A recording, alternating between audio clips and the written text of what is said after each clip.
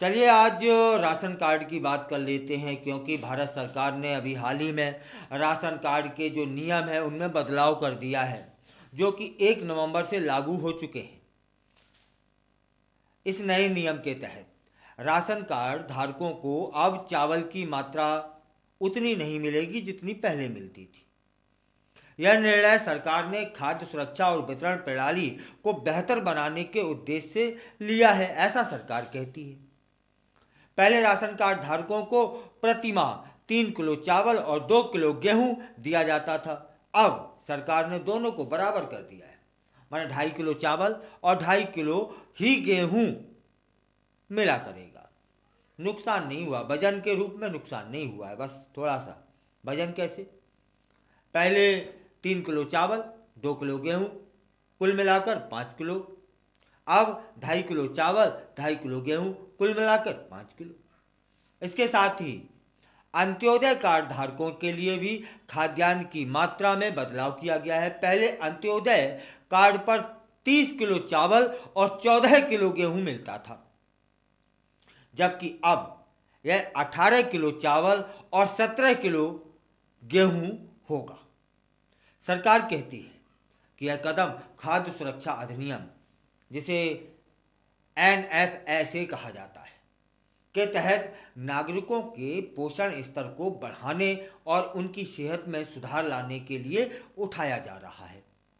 इस बदलाव का उद्देश्य यह सुनिश्चित करना है कि सभी लाभार्थियों को आवश्यक पोषण मिले, खाद्यान्न वितरण प्रणाली में पारदर्शिता बढ़े। इससे यह भी संभव होगा कि सरकार खाद्यान्न की उपलब्धता को बेहतर तरीके से प्रतिबंधित कर सकेगी, जिससे किसी भी प्रकार की कमी या अनियमितता से बचा जा सकता है।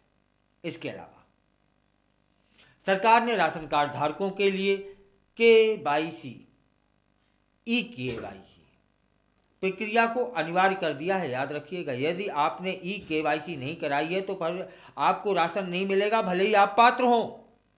और कुपात्र तो लाइन में लगने वाले हैं।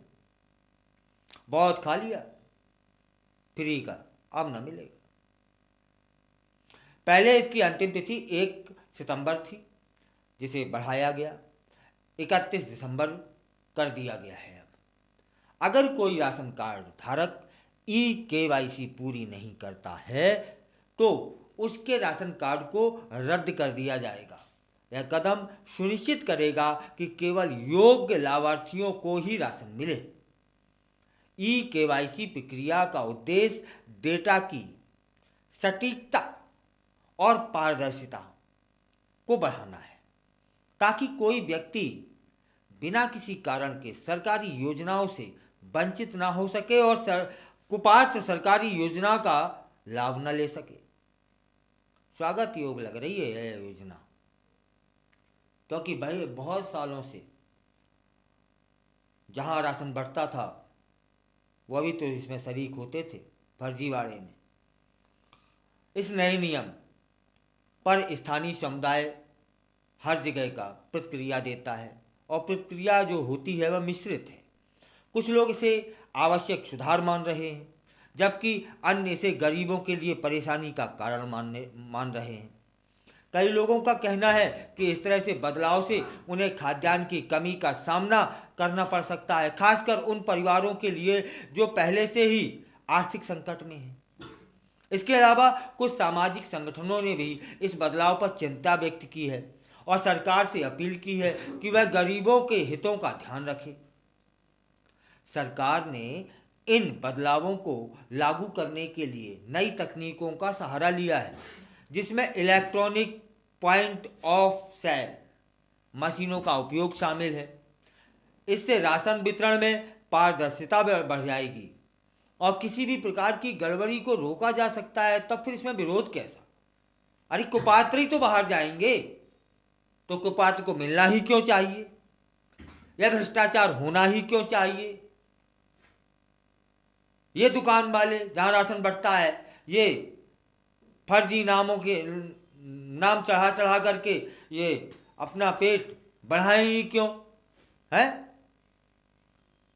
EPOS EPOS मशीनें राशन की दुकानों पर तौल में गड़बड़ी को समाप्त करने में मदद कर देंगी। इससे न केवल लाभार्थियों को सही मात्रा में राशन मिलेगा, बल्कि यह भी सुनिश्चित हो जाएगा कि सरकारी योजनाओं का सही तरीके से क्रियान्वयन हो रहा है। सरकार यह भी स्पष्ट करती है कि वह भविष्य में राशन वितरण प्रणाली को और अधिक प्रभावी बनाने के लिए कई अन्य योजनाएं लागू करने की योजना बना रही है। सतर्क हो जाइए फर्जी लोगों, भ्रष्टाचारियों। सरकार बिल्कुल शिकंजा कसने को है। इसमें ऑनलाइन वितरण प्रणाली को विकसित करना और शिकायत निवारण तंत्र को मजबूत करना भी शामिल है सरकार की योजना में। इसके माध्यम से लाभार्थियों को अपनी समस्याओं का समाधान जल्दी मिल जाएगा और उन्हें अपनी शिकायतें दर्ज करने में किसी प्रकार की कठिनाई नहीं होगी। इस बदलाव के साथ साथ सरकार ने यह भी कहा है कि वह समय समय पर राशन वितरण प्रणाली की समीक्षा करेगी, ताकि यह सुनिश्चित किया जा सके कि सभी लाभार्थियों तक सही मात्रा में खाद्यान्न पहुंच रहा है कि नहीं। यदि आवश्यक हुआ तो भविष्य में नियमों में और सुधार कर सकती है सरकार, याद रखिएगा। फिलहाल तो एक बात है,